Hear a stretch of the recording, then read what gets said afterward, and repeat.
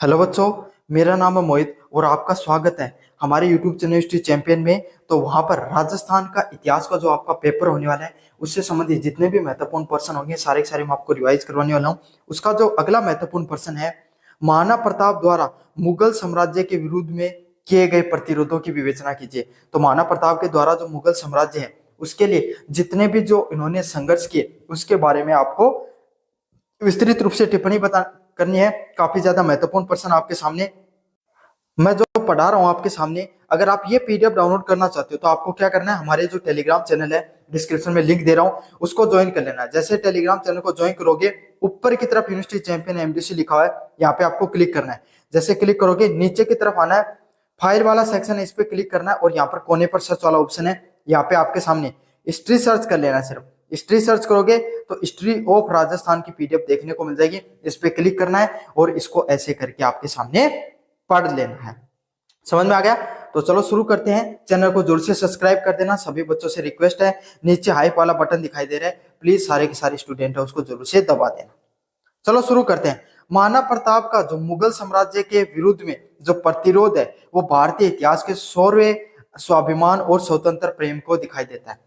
जैसा कि हम जानते हैं राजस्थान को रणकुंभेरों की भूमि कहा जाता है, वीरों की भूमि कहा जाता है। ऐसा क्यों कहा जाता है आपके सामने? क्यों? क्योंकि हमारे जो पूर्वज थे, हमारे जो संघर्षशील योद्धा थे, उन्होंने कभी भी अधीनता स्वीकार नहीं की किसी व्यक्तित्व की। उनमें से कोई ना कोई ऐसा जरूर रहा जिसने आपके सामने जो सर्व अन्याय करने वाली सत्ता है उससे हमेशा संघर्ष किया। तो मुगलों की के सामने बहुत से राजस्थान के जो रजवाड़े थे, उनके जो मुखिया थे, राजा थे, प्रांतों के राजा थे, जमींदार थे, जो भी मान लो आप, वो क्या कर ली थी उन्होंने, उनकी मुगल के जो राजा अकबर थे उनकी अधीनता स्वीकार कर ली थी। लेकिन मेवाड़ के राजा महाराणा प्रताप ने उनकी कभी भी अधीनता स्वीकार नहीं की और उनके बीच में, अकबर के बीच में और महाराणा प्रताप के बीच में जीवन पर्यंत तक संघर्ष चलता रहा। लेकिन फिर भी उनके जीवन में अनेक संघर्ष आए, लेकिन फिर भी उन्होंने क्या नहीं की? अधीनता स्वीकार नहीं की। किसकी? आपके सामने महाराणा प्रताप की। तो जो महाराणा प्रताप है उनका जो मुगल साम्राज्य के विरुद्ध में जो प्रतिरोध संघर्ष देखने को मिलता है वो क्या है?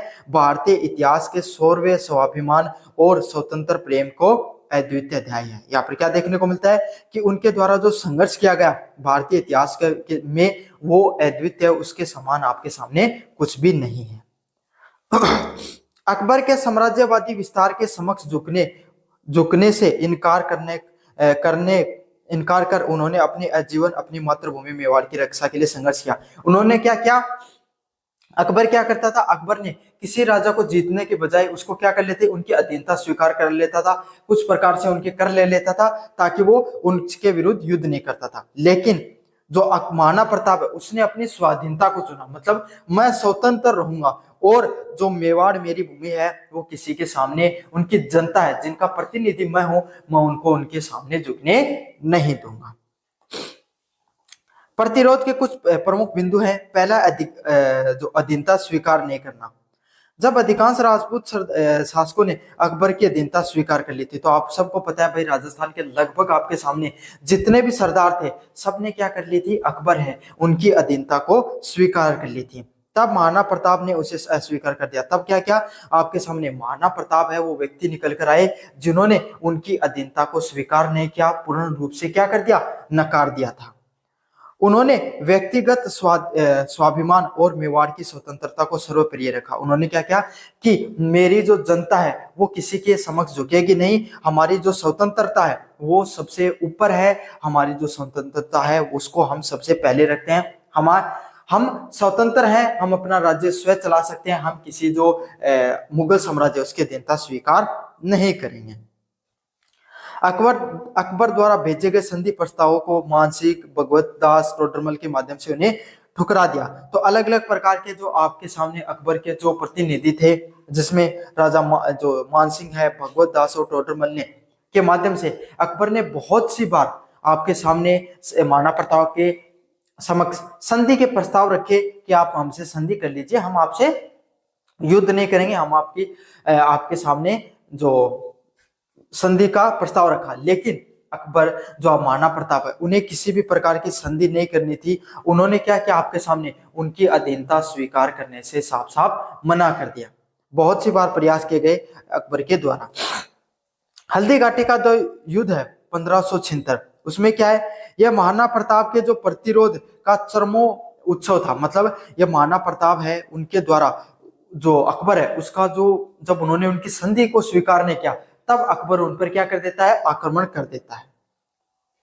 यद्यपि सैन्य शक्ति और संसाधनों में मुगल सेना हमेशा क्या थी, आपके सामने अधिक शक्तिशाली थी। तो मेवाड़ भाई एक छोटा सा क्षेत्रीय क्या था, आपका सामने साम्राज्य था, जो प्रांत था। और वहीं पे आपके सामने जो मुगल साम्राज्य वो बहुत बड़ा भाई, पूरा संपूर्ण भारत पे राज्य करने वाला राज्य था। तो उनके पास अधिक संसाधन भी थे, उनके पास बहुत बड़ी सेना भी थी। मुगल सेना जो मानसिंह के नेतृत्व में बहुत ज्यादा शक्तिशाली थी, परंतु आपके सामने जो प्रताप की छोटी सेना और छापामार रणनीति के बल पे उन्होंने डटकर मुकाबला किया। उन्होंने तब भी अधीनता स्वीकार नहीं की। उन्होंने तब भी क्या किया, डटकर जो आपके सामने अकबर के सामने जो युद्ध है उसके करने की रणनीति बनाई। और इस युद्ध में उन्हें पीछे हटना पड़ा और क्या करना पड़ा, आपके सामने जो अकबर की सेना है वो देखो इतनी बड़ी होने के बावजूद भी जो आपके सामने जो मेवाड़ के जो राजा थे आपके महाराणा प्रताप, उनके सामने उनको क्या होना पड़ा, पीछे हटना पड़ा। परंतु मुगलों को भी भारी क्षति हुई। मतलब महाराणा प्रताप की सेना भी कुछ पीछे हुई, लेकिन उतना ज्यादा आपको क्या क्या किया गया, उतनी क्षति है मुगलों को भी देखने को मिली और उन्हें भी थोड़ा बैकलैश या पीछे हटना पड़ा और वे प्रताप को अधीन नहीं कर पाए। और जो महाराणा प्रताप है उनको उनकी अधीनता नहीं स्वीकार करा पाए, उनको झुका नहीं पाए, उनको हरा नहीं पाए। यह युद्ध एक निर्णायक सैन्य विजय भले नहीं रहा, परंतु प्रताप के लिए संकल्प और दृढ़ को जनमानस के लिए प्रेरणा स्रोत बन गया। माना कि आपके सामने जो महाराणा प्रताप है वो उस युद्ध में विजय नहीं रहे, अंततः उनकी हार देखने को मिली। लेकिन उन्होंने जो प्रताप है, जो महाराणा प्रताप है, उनका जो दृढ़ संकल्प था मेवाड़ की जनता के प्रति कि मैं जीवन में आपके सामने मृत्यु स्वीकार कर लूंगा लेकिन अधीनता स्वीकार नहीं करूंगा। ये सिर्फ मेवाड़ की जनता ही नहीं, पूरे भारतवर्ष ही नहीं, यहाँ पर जो सिर्फ राजस्थान मेवाड़ की जनता नहीं, पूरे भारतवर्ष में भी जो महाराणा प्रताप है वो उनके इस संघर्ष के लिए उनको जाना जाता है। अगला पॉइंट है छापामार युद्ध पद्धति और जंगल पहाड़ों का आश्रय होना। हल्दी घाटी के बाद में प्रताप ने अरावली की जो पहाड़ियां हैं और घने जंगलों को अपना आधार बनाया। तो यहाँ से जो महाराणा प्रताप है, जब युद्ध में जब उन्हें पराजय की दृष्टि देखने को मिली तब उन्होंने क्या किया, अपना जो उन्होंने अपना आश्रय कहाँ पर बनाया, जो जंगल हुआ करते थे घने जंगलों में जाकर रहने लगे और अरावली जो पर्वतमाला उसमें रहने लगे। उन्होंने वहां पर युद्ध रहकर छापामार युद्ध पद्धति गोरिल्ला युद्ध का प्रयोग किया। तो आपके सामने आपको पता है भाई, पहाड़ों के गोरिल्ला पद्धति क्या होती है, जिस तरीके से गोरिल्ला बंदरों के होता है, वो क्या करते हैं, उन्हें किसी अपनी शिकार करना होता है तो वो क्या पेड़ पर छिपकर बैठ जाते हैं और नीचे से जब उस पेड़ के नीचे से कोई वस्तु जाती है तो उसका शिकार कर लेते हैं। मतलब उनको किसी भी चीज चाहिए होती है तो एक पद्धति होती है, एक प्रकार की गोरिल्ला पद्धति के नाम से जाना जाता है। तो उसी पद्धति को अपनाया उन्होंने छापा मार के युद्ध के माध्यम से। मुगल सेना को भारी नुकसान हुआ और वे मेवाड़ के भीतरी इलाकों पर पूर्ण नियंत्रण नहीं स्थापित कर पाए। माना कि वो भारी रूप से थोड़ा उनको क्षति पहुंचाया, उनको नुकसान पहुंचाया उनको, लेकिन अंदर जो मेवाड़ के अंदर वो पूर्ण रूप से नियंत्रण हासिल नहीं कर पाए। जीत तो गए मुगल सेना, लेकिन पूर्ण रूप से मेवाड़ पे कभी भी वो अपना आधिपत्य है वो नहीं स्थापित कर पाए। इस दौरान महाराणा प्रताप ने घास की रोटियां खाई, कष्ट झेले, परंतु अपने लक्ष्य से विचलित नहीं हुए। देखो महाराणा प्रताप चाहते तो बहुत आसानी से आपके सामने अकबर की अधीनता स्वीकार करके आराम से अपना जीवन व्यतीत कर सकते थे, उन्हें किसी भी प्रकार की कोई समस्याओं का सामना नहीं करना पड़ता। लेकिन उन्होंने क्या किया, उन्होंने अपने जीवन में संघर्ष को चुना। उन्होंने घास की रोटियां खाई, कष्ट झेले, संघर्ष किए, लेकिन उनका जो लक्ष्य था उससे वो कभी भी विचलित नहीं हुए। भामाशाह का सहयोग। कठिन समय में जब आर्थिक संकट आया तब उनके मंत्री भामाशाह ने उनको सारी संपत्ति दान कर दी।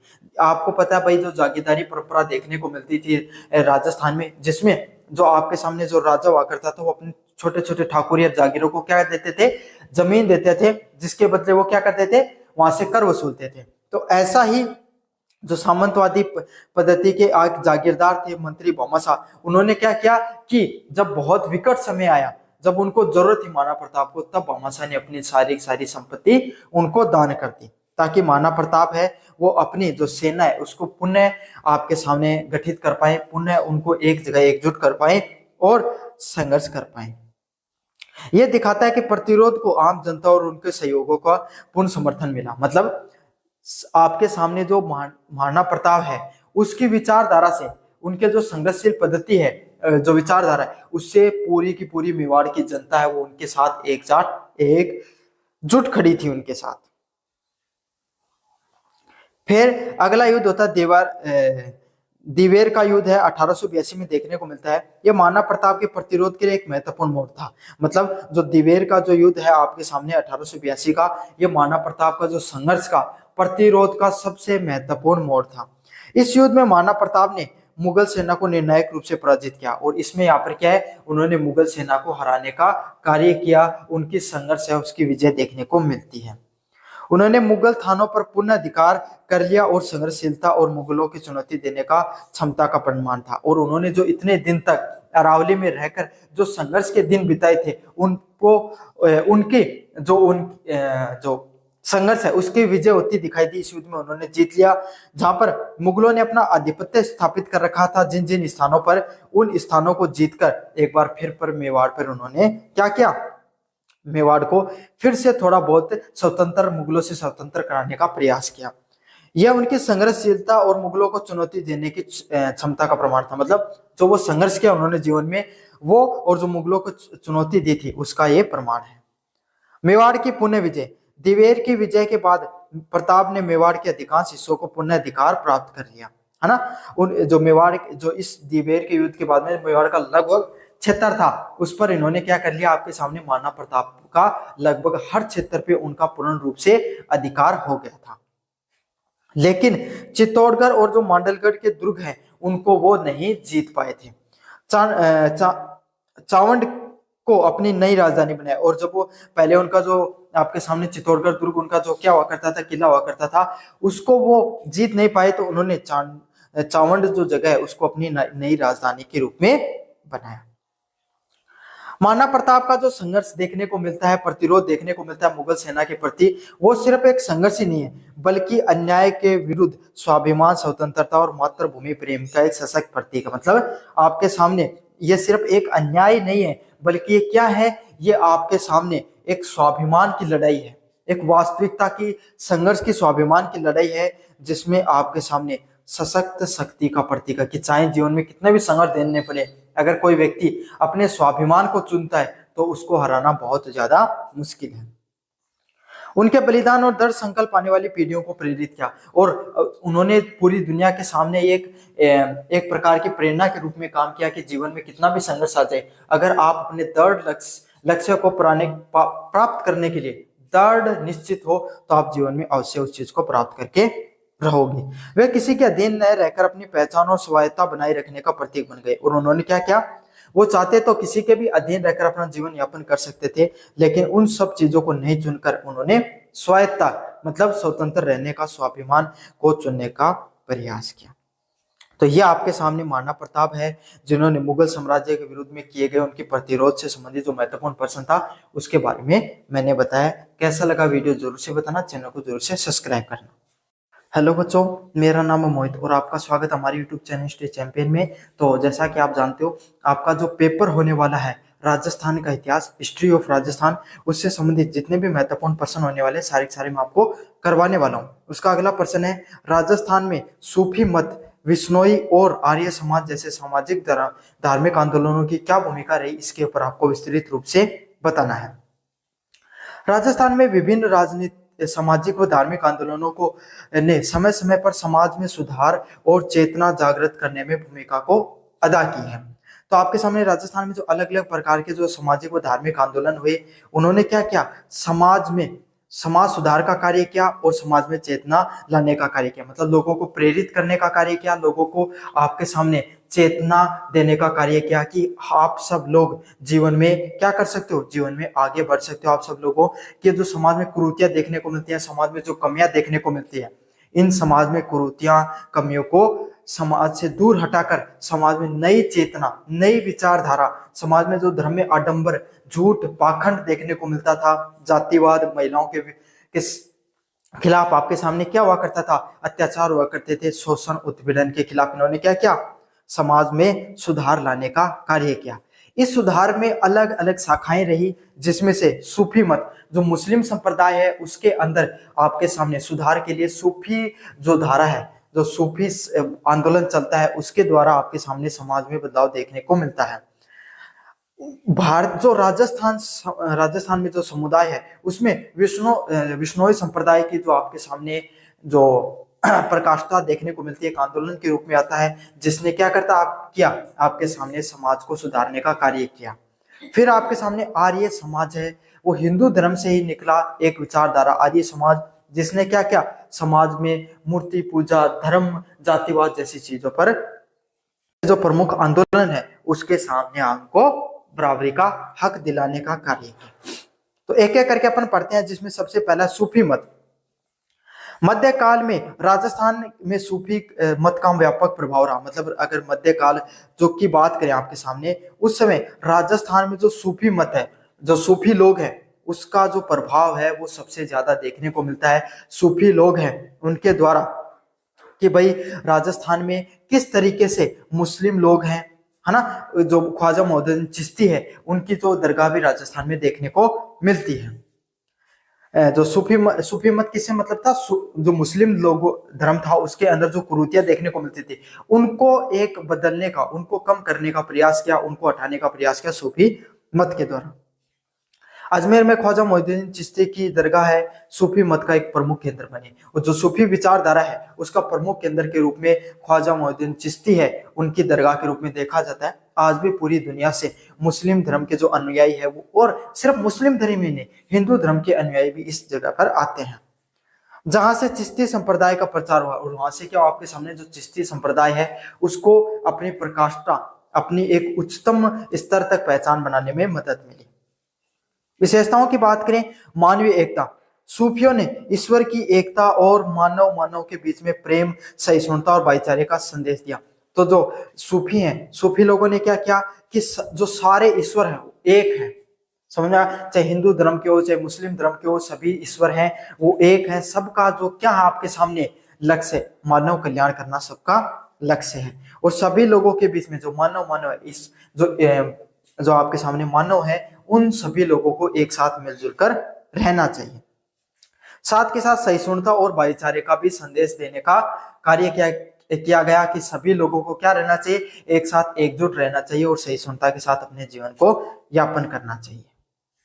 जो जाति, धर्म और वर्ण के बंधनों से परे था, और लोगों को यह बताया कि सभी लोगों को एक साथ एकजुट रहना चाहिए, जिसमें जाति, धर्म, वर्ण है, उन सब चीजों के जो बंधन से है, इन सब चीजों से ऊपर उठकर हमें जीवन में एकजुट रहने का सभी लोगों को क्या दिया, संदेश दिया गया। सांप्रदायिक सद्भाव देखने को मिलता है।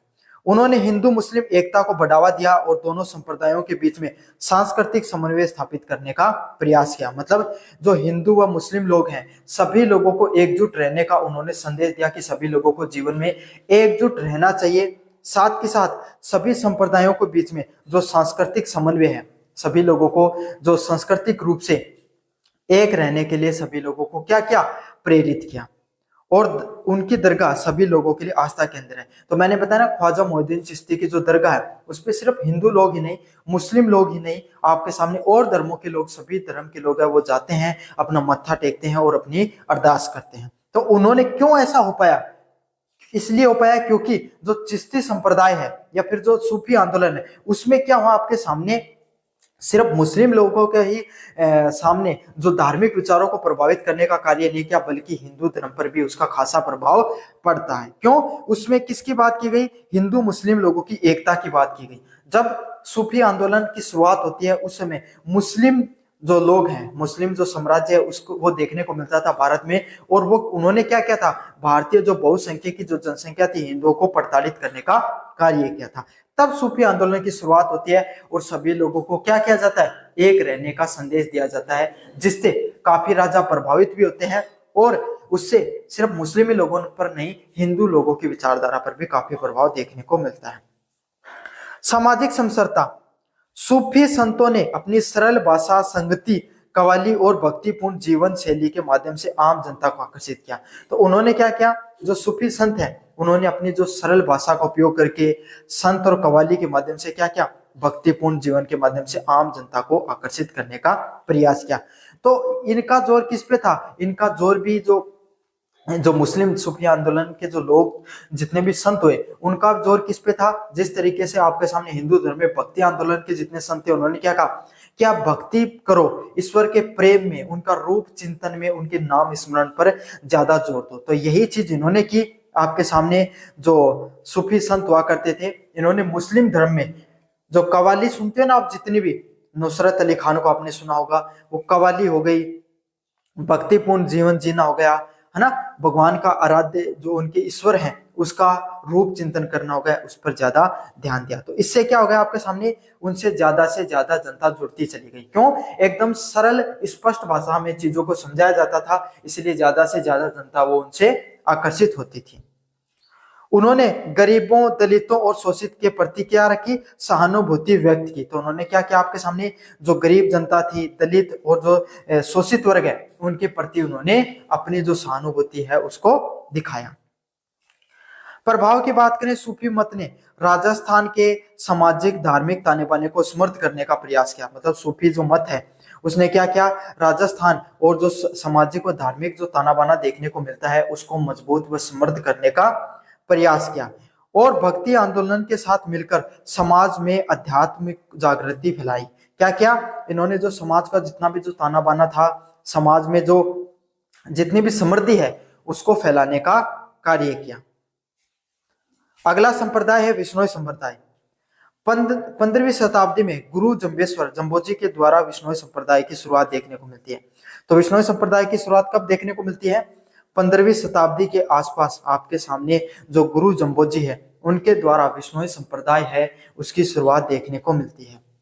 सबसे महत्वपूर्ण पर्यावरण संरक्षक और सामाजिक सुधार आंदोलनों में से एक था। तो ये आंदोलन आपके सामने राजस्थान में किस चीज के लिए प्रचलित है, आपको पता है विश्नोई संप्रदाय है वो आपके सामने पर्यावरण संरक्षण के लिए विशेषकर से किसके लिए प्रसिद्ध है, पर्यावरण संरक्षण के लिए विशेषकर प्रसिद्ध है। क्यों राजस्थान में विश्नोई संप्रदाय की शुरुआत हुई, क्यों राजस्थान एक ऐसा प्रदेश है जहां पर पेड़ पौधे बहुत कम, मरुस्थलीय प्रदेश देखने को मिलता है। इसकी शुरुआत जोधपुर, आपके सामने जोधपुर गंगानगर में जो हनुमानगढ़ जैसे क्षेत्र में ज्यादातर देखने को मिलती है, नागौर, जहां पर विशेष करके आपके सामने पर्यावरण संरक्षण की खास जरूरत थी। तो उसी समय आपने विश्नोई संप्रदाय की शुरुआत होती है जो पर्यावरण संरक्षण की बात करता है इस मरुस्थलीय क्षेत्र में। विशेषताओं की बात करें पर्यावरण संरक्षण, जो विश्नोई संप्रदाय के 29 नियम बनाए गए 20+9, जिसमें पर्यावरण संरक्षण पे अधिक जोर था। तो इनके द्वारा जितने भी नियम बनाए गए उसमें सबसे ज्यादा जोर किस चीज पे दिया गया, पर्यावरण का जो संरक्षण है इस पे सबसे ज्यादा जोर दिया गया। जिसमें वृक्षों को नहीं काटना, मतलब हमें वृक्षों को नहीं काटना चाहिए, खास करके तो खेजड़ी को विश्नोई संप्रदाय में एक किस रूप में पूजा जाता है, एक आपके सामने ये सिर्फ वृक्ष नहीं है बल्कि उनका पूजा स्थल है। जैसे तुलसी को पूजा जाता है वैसे ही खेजड़ी को विश्नोई संप्रदाय में पूजा जाता है। वन्य जीव जैसे चिंकारा और हिरण की रक्षा करना, और उनका लक्ष्य क्या था कि जो चिंकारा और जो हिरण है उसकी रक्षा करना भी उनका प्रमुख लक्ष्य था। जल को संयमित उपयोग करना और प्रदूषण से बचना, और उनका क्या लक्ष्य था कि जो जल है, जो पानी है, उसको संयमित रूप से, व्यवस्थित रूप से उपयोग करना और प्रदूषण से बचना। क्यों, क्योंकि राजस्थान के जैसलमेर, बाड़मेर और जो मरुस्थलीय क्षेत्र है वहां पर पानी है, पर्यावरण और जल की खास करके संकट है, तो उसको बचाने के लिए इन्होंने अथक प्रयास किए। और इनके जो संप्रदाय के मानने वाले लोग हैं उनको साफ संदेश दिया गया कि आपको जल को ज्यादा बर्बाद नहीं करना है।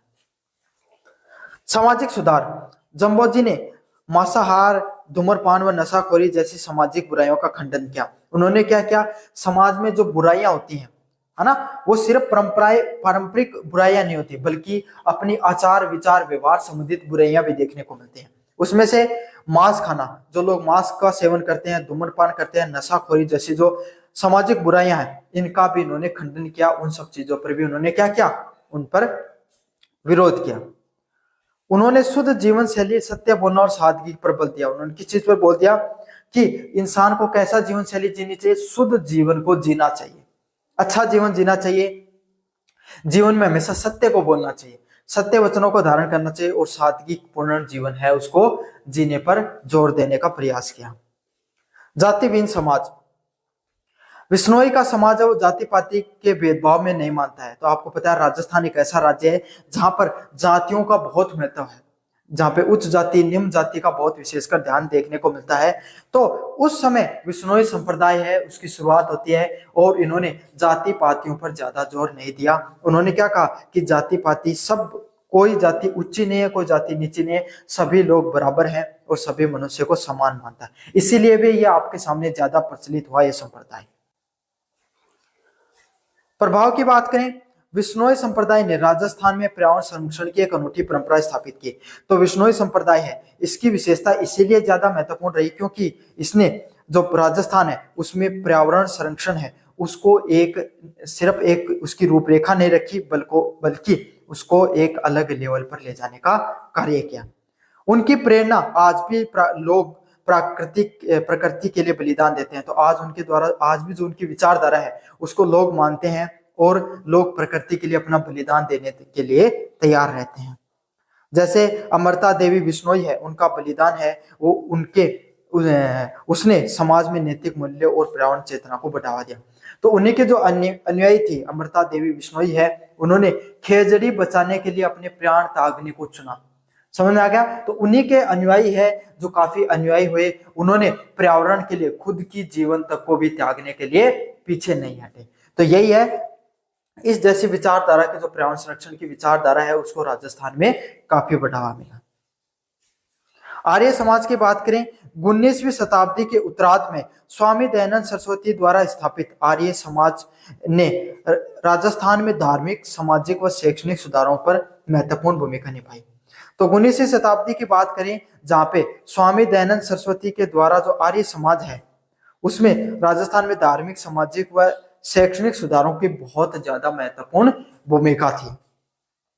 तो जो आप सबको पता है कि स्वामी दयानंद सरस्वती के द्वारा कौन से समाज की स्थापना की गई, आर्य समाज की स्थापना की गई। स्वामी दयानंद ने अपने अधिकांश जीवन किसके लिए गुजारा, राजस्थान में गुजारा और जहां उनकी मृत्यु हुई। मतलब स्वामी दयानंद ने क्या क्या आपके सामने अपना जो जीवन है उसको लगभग अपने जो जीवन है उसको राजस्थान में गुजारा और उनकी मृत्यु भी कहाँ देखने को मिली, राजस्थान में ही जीने को मृत्यु को प्राप्त हुई। यहीं पर वो उन्होंने बहुत से संत सम्मेलनों में हिस्सा लिया, वाद विवाद में हिस्सा लिया, काफी सारा जीवन उन्होंने यहीं पर बिताया। विशेषताओं की बात करें आर्य समाज की, वैदिक धर्म की पुनः स्थापना। आर्य समाज ने वेदों की ओर लौटो, मतलब आर्य समाज वो किसको मानता है, वेदों को खास करके मानता है। तो उनके द्वारा जो नारा दिया गया वेदों की ओर लौटो और वैदिक धर्म के जो मूल सिद्धांत है उनको पुनः स्थापित करने का कार्य किया। मतलब आर्य समाज के द्वारा जो सिद्धांत थे वेदों की ओर लौटो और वैदिक धर्म के जो मूल सिद्धांत थे उनको पुनः फिर से स्थापित करने का कार्य किया। उसने मूर्ति पूजा, कर्म कांड व अवतारवाद और अंधविश्वासों का विरोध किया। तो उनके द्वारा आर्य समाज में वेदों की ओर लौटो जो नारा दिया गया उसमें वैदिक धर्म को फिर से स्थापित करने का कार्य किया। उसने मूर्ति पूजा करना, कर्म कांड, अवतारवाद व अंधविश्वास जैसे जो आपके सामने क्रियाकलाप हैं उनके खिलाफ क्या क्या पूर्ण रूप से पुरजोर आपके सामने विरोध करने का प्रयास किया। सामाजिक सुधार की बात करें, आर्य समाज ने बाल विवाह, सती प्रथा, पर्दा प्रथा और जातिगत भेदभाव का कड़ा विरोध किया। तो आर्य समाज में उन्होंने क्या किया, बाल विवाह हो गई, सती प्रथा हो गई, पर्दा प्रथा हो गई और जातिगत जो भेदभाव है उन सब चीजों को बहुत ही कड़े लोगों के सामने कड़े विरोध के रूप में दिखाया। उनका विधवा पुनः विवाह करना, स्त्री शिक्षा को समर्थन देना और समाज में स्त्रियों का सुधार करना। तो आर्य समाज में जो बाल विवाह जैसी प्रथाएं थी, सती प्रथा जैसी प्रथाएं थी, पर्दा प्रथा जैसी प्रथाएं थी, उसका उन्होंने कड़ा विरोध किया और जो विधवा पुनः विवाह है और शिक्षा, जो स्त्रियों की शिक्षा है उन सब चीजों का समर्थन किया। मतलब समाज में जितनी भी बुराइयां व्याप्त थी उन सब बुराइयों को उन्होंने क्या किया, उन सब बुराइयों को उन्होंने उखाड़ फेंकने का काम किया, उन सब बुराइयों को विरोध में उन्होंने चीजें की। और जो समाज में महिलाओं के खिलाफ जो अत्याचार होते थे, जैसे बाल विवाह हो गए, छोटी उम्र में लड़कियों की शादी हो गई, सती प्रथा हो गई, जब महिलाओं को न चाहते हुए भी उन्हें अपने प्राणों को त्याग करना पड़ता था अपने पति की मृत्यु पर, पर्दा प्रथा हो गई, जो महिलाएं उनको पर्दा लगाना पड़ता था और जातिगत जो भेदभाव देखने को मिलता था, इन सब चीजों का उन्होंने कड़े रूप से विरोध किया। साथ के साथ महिलाओं को फिर से विवाह करवाना, स्त्री शिक्षा, उन सब चीजों का इन्होंने बहुत ही विस्तार से क्या क्या समर्थन करने का प्रयास किया। शिक्षा का प्रसार, आर्य समाजी शिक्षण संस्थान है, जैसे दयानंद एंग्लो वैदिक स्कूल, डीएवी स्कूल है, जहां पर स्वामी दयानंद के जो विचारधारा आर्य समाज के जो स्कूलें हैं उन्होंने शिक्षा प्रसार करने में महत्वपूर्ण भूमिका निभाई। अच्छा, जो दयानंद एंग्लो स्कूल है उसकी विशेषताएं यही हुआ करती थी, वहां पर आपको जो पुरानी जो हमारी वैदिक संस्कृति है उसकी चीजें भी पढ़ाई जाती थी और जो आधुनिक शिक्षा है उनको भी पढ़ाया जाता था। तो दोनों की दोनों चीजें हैं वो यहाँ पर आपको पढ़ाई जाती थी। इससे क्या है, जो आधुनिक शिक्षा है उसको भी जागरूकता मिलती है। स्वदेशी और राष्ट्रवाद, आर्य समाज ने स्वदेशी वस्तुओं के प्रयोग और भारतीय संस्कृति पे गर्व करने का आह्वान किया। उन्होंने क्या किया कि जो आर्य समाज है उसने जो स्वदेशी वस्तुएं हैं, जो हमारी खुद की वस्तुएं हैं, उसको किस तरीके से प्रयोग में लेना चाहिए और भारतीय जो संस्कृति है उस पर हमें गर्व करना चाहिए, इन सब चीजों पर जोर देने का प्रयास किया। जिससे क्या आपके सामने राष्ट्रीय जो चेतना है उसको बल मिलता है। इससे क्या होता है, आपके सामने जो राष्ट्रीय चेतना है, राष्ट्रीय विचारधारा है, उसको बल मिलता है। प्रभाव की बात करें, आर्य समाज ने राजस्थान को एक तार्किक और वैज्ञानिक दृष्टिकोण से बढ़ावा देने का कार्य किया। उन्होंने क्या किया, जो हमारा राजस्थान है वहां पर एक तार्किक विचारधारा और वैज्ञानिक जो दृष्टिकोण है उसको समाज में आगे बढ़ाने पर जोर दिया, जिससे समाज में फैली कुरीतियां और अंधविश्वासों को चुनौतियां मिली। जिससे क्या आपके सामने समाज में अलग अलग प्रकार का जो अंधविश्वास फैला हुआ था उस समय, उनको उखाड़ फेंकने में मदद मिली। अंधविश्वास है उनको चुनौतियां दी। मूर्ति पूजा, धर्म, जाति पाति, खास करके महिलाओं से संबंधित जितनी भी कुरीतियां थी उनको हटाने का इन्होंने बहुत ही ज्यादा प्रयास किया। इसने राजनीतिक और सामाजिक जागरण को भी महत्वपूर्ण योगदान दिया। जो इससे क्या आपके सामने राजनीतिक और जो सामाजिक जागरण है उसको भी हटाने में काफी ज्यादा योगदान मिलता है। इन तीनों आंदोलनों ने अपने अपने तरीके से राजस्थान में समाज में परिवर्तन किए। और जो ये तीनों आंदोलन देखने को मिले, आर्य समाज, विष्णु संप्रदाय हो गया, सूफी मत हो गया, इन तीनों के द्वारा आपके सामने राजस्थान में एक बहुत बड़ा जो समाज है उसमें परिवर्तन देखने को मिलता है। नैतिक मूल्य की स्थापना और सामूहिक चेतना जगाने कार्य किया। और उन्होंने क्या किया, जो समाज है वहां पर जो सामूहिक चेतना होती है उसको भी फैलाने का कार्य किया, जिससे एक प्रगतिशील और जागरूक समाज का निर्माण हो। जिससे क्या आपके सामने एक प्रगतिशील समाज का और एक जागरूक समाज का निर्माण होता है।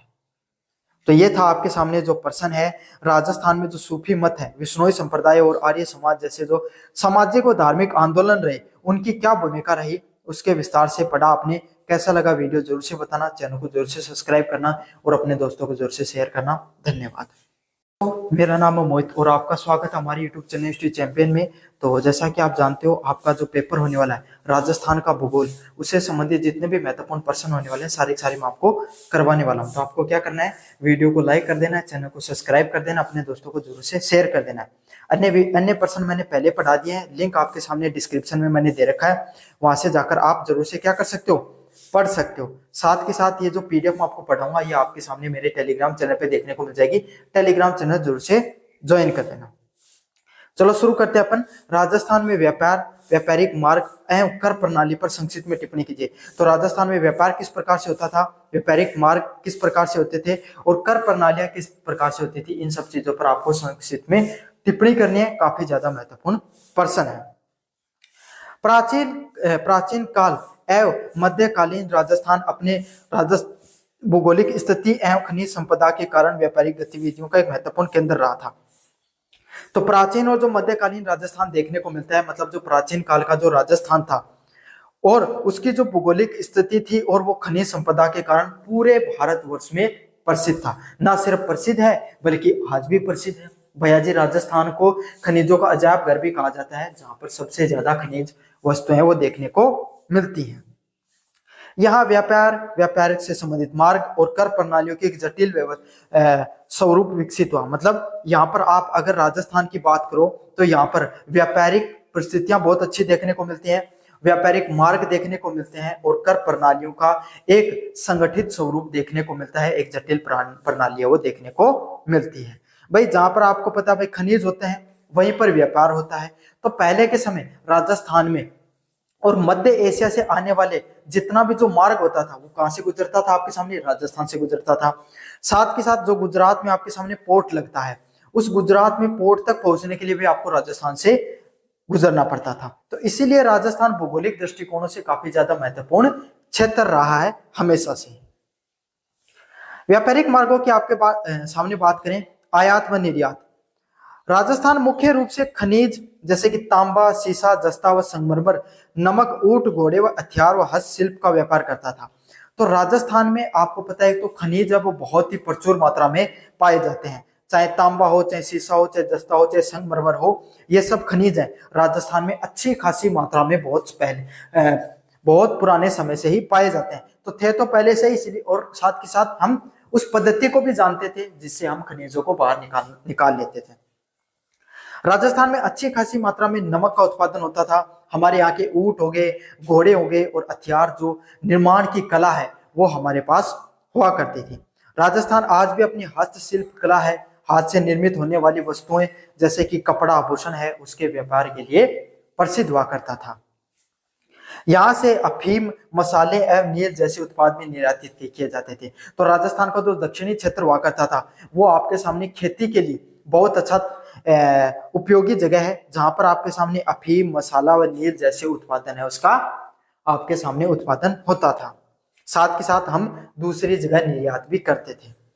आयात में मुख्य रूप से आपके सामने विलासिता वस्तुएं, विदेशी कपड़े, मसाले व कीमती पत्थर शामिल है। और हम अपने भारत में अपने जो राजस्थान है वहां क्या चीजें मंगाते थे, भोग विलासता की चीजें होती थी, जो आपके सामने उपभोग की चीजें होती थी उनको ज्यादातर मंगाते थे, जिसमें से आपके सामने विदेशी कपड़े हो गए, मसाले हो गए और कीमती पत्थर हो गए, वो विशेषकर मंगाए जाते थे।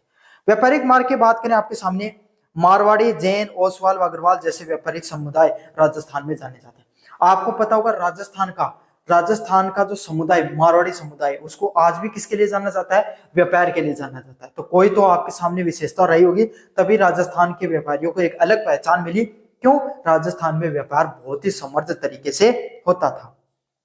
सिर्फ मारवाड़ी नहीं, उसके अलावा जैन, ओसवाल व अग्रवाल जैसा जो समुदाय है, ओसवाल जैसा जो समुदाय है जिसको राजस्थान की व्यापार की क्या माना जाता था, रीढ़ की हड्डी माना जाता था, व्यापार को मुख्य रूप से व्यापार देखने को मिलता था, जिन्होंने देश विदेश में अपनी व्यापारिक दक्षता स्थापित की। और जहां पर उन्होंने क्या की, देश विदेश में जाकर व्यापारिक रूप से काफी पैसे कमाने का कार्य किया। वस्तुओं की बात करें, मुख्य व्यापारिक वस्तुओं में अनाज, नमक, मसाले, कपास, ऊनी वस्त्र और पशुधन, चमड़ा उत्पाद एवं धातु निर्मित वस्तुएं शामिल थी। तो उनके द्वारा जो मुख्य व्यापारिक वस्तुएं करती थी, जैसे अनाज, नमक, मसाले, कपास और ऊनी वस्त्र है, उन सभी चीजों को आपके सामने हमारे यहाँ पर क्या किया जाता था, उन सबको व्यापारिक वस्तुओं को आयात व निर्यात किया जा सकता था, जिसमें चमड़ा उद्योग उत्पादन है वो मुख्य रूप से शामिल है। व्यापारिक मार्गों की बात करें, भौगोलिक स्थिति, राजस्थान में उत्तर भारत और गुजरात के बंदरगाहों के बीच में स्थिति होने की वजह से, तो मैंने आपको बताया ना, राजस्थान उत्तर भारत और जो गुजरात का जो बंदरगाह होता था उसके बीच की जगह होती थी, जहां राजस्थान बीच में पड़ता है, तो वहीं से क्या व्यापारिक मार्ग गुजरता है। तो राजस्थान एक महत्वपूर्ण व्यापारिक गलियारा भी था। तो उत्तर भारत के खास करके जो आपके सामने दिल्ली सल्तनत के जितने भी राजा हैं उनको बाहर अपना ट्रेड करना पड़ता था, बाहर से वस्तु मंगानी पड़ती थी, तो गुजरात पोर्ट पे आती थी, और गुजरात पोर्ट से आपके सामने कहां पर आती थी, आपके सामने दिल्ली सियासन तक आती थी। तो उसके बीच में राजस्थान से गुजरना पड़ता था, और उस मार्ग में उनको क्या लेते थे, वो टैक्स लिया जाता था। पश्चिमी भारत में मध्य एशिया और पूर्वी भारत तक जाने के अनेक व्यापारिक मार्ग राजस्थान से गुजरते थे। तो अगर मध्य एशिया में जाना होता था, इराक जाना होता था, सऊदी हो गया आपके सामने, यूएई हो गया, उस क्षेत्र में अगर आपको जाना होता था तो आपको बहुत से मार्ग कहां से होकर गुजरते थे, राजस्थान के मार्ग से होकर ही गुजरते थे। प्रमुख मार्गों की बात करूं, दिल्ली गुजरात मार्ग, यह दिल्ली से मारवाड़ तक, जोधपुर, मेड़ता होते हुए गुजरात के बंदरगाह तक जाता था। तो पहला मार्ग निकलता था आपके सामने गुजरात से, दिल्ली से लेकर गुजरात तक मार्ग, ये कहाँ से गुजरता था? दिल्ली से मारवाड़, खास करके जोधपुर, मेड़ता होते हुए, नागौर वाले हिस्से से होते हुए आपके सामने एक खंबात और सूरत तक जाता था। तो ये वो मार्ग था जिसके माध्यम से दिल्ली सल्तनत के जितने भी साम्राज्य राज्य हुआ करते थे वो क्या करते थे? अपने व्यापार को आगे बढ़ाते थे, व्यापार को सुदृढ़ करना करते थे। अगला है मालवा राजपूत मार्ग। मालवा से मेवाड़, चित्तौड़गढ़, उदयपुर होते हुए ये मार्ग गुजरात तक पहुंचता था। तो एक मार्ग और निकलता था, मालवा राजपूत मार्ग। ये क्या करता था? आपके सामने मालवा से मेवाड़ होते हुए, चित्तौड़गढ़, उदयपुर होते हुए ये मार्ग कहां तक पहुंचता था? आपके सामने गुजरात तक पहुंचता था। तो एक और मार्ग था आपके सामने मालवा राजपूत मार्ग। ये आपके सामने चित्तौड़गढ़, उदयपुर होते हुए भी गुजरात तक पहुंचने का कार्य करता था। तो दिल्ली से गुजरात जाने के राजस्थान में दो मुख्य मार्ग थे। एक तो आप जोधपुर से होकर अगर जाना चाहते हो तो पंजाब और जो आपके सामने जम्मू कश्मीर वाला इलाका था वहां से लोग आते थे, हरियाणा से, तो वो इस जोधपुर नागौर से होते हुए आपके सामने खंभात गुजरात तक जाते थे। दिल्ली, यूपी, बिहार के जो लोग आते थे वो कौन सा मार्ग आपके सामने? मालवा से मेवाड़ वाला रास्ता चुनते थे, जहाँ पे चित्तौड़गढ़ व उदयपुर से होकर गुजरते थे। अगले वाला है सिंध पंजाब मार्ग। एक और मार्ग निकलता था, सिंध पंजाब मार्ग। सिंध और पंजाब से राजस्थान के पश्चिमी भूभाग से होकर व्यापारिक क्षेत्र जाता था। तो जो सिंध और पंजाब से होकर आपके सामने सिंध वाला क्षेत्र है, पाकिस्तान का जो सिंध वाला क्षेत्र है, पहले क्यों पाकिस्तान भारत का हिस्सा हुआ करता था, वहां से निकलकर जो मध्य एशिया के जो लोग हुआ करते थे वो सिंध से होकर पंजाब में जाते थे और अन्य रास्तों तक व्यापार होता था। सुरक्षा और चौकियां, इन सब व्यापारिक मार्गों पर नाकों पर दुर्ग होते थे जहां पर कर वसूला जाता था। तो भाई आपको पता है कोई भी व्यापारी जा रहा है तो उसको डाकू से लूटने का खतरा रहता था, तो वो क्या चाहते थे? अपनी सुरक्षा। और सुरक्षा जैसे जाते थे, सुरक्षा के लिए जो अलग अलग जितने व्यापारिक मार्ग होते थे यहाँ पर अपने राजा अपने सुरक्षा कर्मी लगा के रखते थे और उसके बदले क्या लिया जाता था? टैक्स है वो लिया जाता था, जिसके बदले आपके टैक्स के बदले व्यापारियों को सुरक्षा प्रदान की जाती थी। हालांकि डाकुओं और स्थानीय कबीलों से सुरक्षा एक चुनौती बनी रहती थी, लेकिन फिर भी इन क्षेत्रों में डाकुओं की जो प्रभुता देखने को मिलती थी, लेकिन फिर भी आपके सामने कर के बदले क्या किया जाता था? व्यापारिक सुरक्षा दी जाती थी। कर प्रणाली की बात करें, सबसे पहले है भू राजस्व। यह राज्य की आय का सबसे बड़ा प्रमुख हुआ करता था। तो राजस्थान में किस प्रकार की कर प्रणाली चलती थी उसको समझेंगे। पहला है लैंड रेवेन्यू, जो खेती की जाती है, खेती गर्भ भूमि पर जो टैक्स लिया जाता था उसको भू राजस्व के नाम से जाना जाता है। राज्य की सबसे प्रमुख आय में से कौन सा होता था? आपके सामने भू राजस्व है, जो उपज के एक हिस्सा जैसे 1/3, 33%, 25% और 50% तक आपके सामने लिया जाता था। मतलब 3 बोरी है तो 1 ले ली, 4 बोरी है तो 1 ले ली और 2 बोरी हुई है तो उसमें से 1 ले ली। समझ में आ गया आपके सामने? आधा, 1/4 और 1/3 हिस्सा इसको बोला जाता है, जिसे लाग या भूख के नाम से जाना जाता था। तो राजस्थान में जो कर राजस्थान के कृषि पर उपज होने वाले चीजों से लिया जाता है उसको क्या कहा जाता है? भाग या भूख के नाम से कहा जाता है। ये नगद या वस्तु के रूप में हो सकता था। क्या तो इसको नगद रूप में लिया जाता था या आपके सामने वस्तुओं के रूप में लिया जाता था। वाणिज्य कर की बात करें, व्यापारिक वस्तुओं पर विभिन्न प्रकार के कर लगाए जाते थे। तो जो लोग जो आपके सामने जो राजा है वो व्यापार करते थे उन पे अलग अलग प्रकार के टैक्स लगाए जाते थे। पहला है दान व चुंगी। राज्य की सीमा में प्रवेश करने वाली वस्तुएं पर एक स्थान से दूसरे स्थान पर ले जाने वाले कर को क्या कहा जाता था? दान या चुंगी के नाम से जाना जाता था। मतलब अगर आप क्या कर रहे हो, राजस्थान से गुजरात अगर कोई चीज लेके जा रहे हो तो इसके बीच में जो चीज लेके जाई जाती है उस पर टैक्स लगता था। आज के समय जो जीएसटी लगती है ना, तो ये समझ लो उस समय की जीएसटी हुआ करती थी। समझ में आ गई? पहले इसको सेस टैक्स के नाम से भी बोला जाता था, दान या चुंगी के नाम से इसको मुख्यतः जाना जाता है। अगला है राहदारी, बोझ या लाद। व्यापारिक मार्गों के उपयोग के लिए या सामान ढोने के लिए लिया जाने वाला कर। मतलब काफी बार क्या हुआ करता था, व्यापारियों के पास वस्तुएं नहीं हुआ करती थी। घोड़े हो गए, हाथी हो गए आपके सामने, और या आपके सामने और कोई जो जो गधे हो गए, जिनके माध्यम से आपको क्या किया जाता था? वस्तुओं को ढोया जाता था। उस सामान को ढोने के लिए जो कर लिया जाता था उसको किस नाम से बोला जाता था? राहदारी या बोझ लाद के नाम से जाना जाता है। जिसमें जो राज्य है, जो साम्राज्य है, वो क्या करता था? आपके सामने घोड़े या फिर जो वस्तुओं को लादने के लिए संसाधन उपलब्ध कराता था और उसके बदले कर लेते थे। अगला है मापा या तोला। वस्तुओं को माप तोल पर लगने वाला कर। तो किसी भी चीज को, वस्तुओं को नापने या तोलने के लिए राज्य संसाधन देता था, उसके बदले उसके कुछ चीजें या टैक्स लिया जाता था, उसको मापा या तोला के नाम से जाना जाता है। कुछ अन्य भी टैक्स हुआ करते थे। पशुधन पर सिंगोटा टैक्स, विवाह पर चावरी टैक्स और गृह पर घुमघरी टैक्स, व्यापारिक कर को करसाला और आधे छोटे बड़े लाग बाग को अतिरिक्त कर के नाम से जाना जाता है।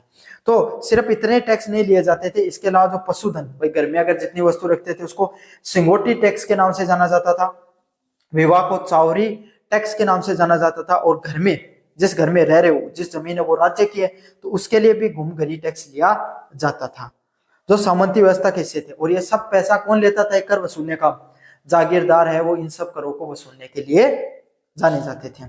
बेगार, किसानों या निम्न वर्ग से बिना मजदूरी के काम करवाना भी एक प्रकार का अप्रत्यक्ष कर था। भाई समाज में काफी लोग ऐसे थे जिनके पास क्या नहीं था? पैसे नहीं थे इतने ज्यादा कि वो कर दे सके, तो वो लोगों के लिए क्या व्यवस्था थी? वो लोग हैं आपके सामने क्या कर सकते थे? मजदूरी करने के लिए मजदूरी करवाई जाती थी, जिनके एवज में उन्हें पैसा नहीं दिया जाता था। बेगार उसको भी क्या बोला जाता था? एक प्रकार के टैक्स के कर के रूप में ही जाना जाता था। जहाँ पे क्या करता था आपके सामने? जागीरदार है वो सभी जो गरीब लोग हैं उनको अपने यहाँ पर काम करवा लेते थे फ्री में, ताकि वो टैक्स नहीं दे पाए, तो आप उस काम को, इतना काम उसको कर देना। राजस्थान में व्यापारिक ढांचा सुव्यवस्थित था। तो राजस्थान की बात करें, राजस्थान अपनी व्यापार प्रणालियों के लिए काफी ज्यादा प्रसिद्ध था।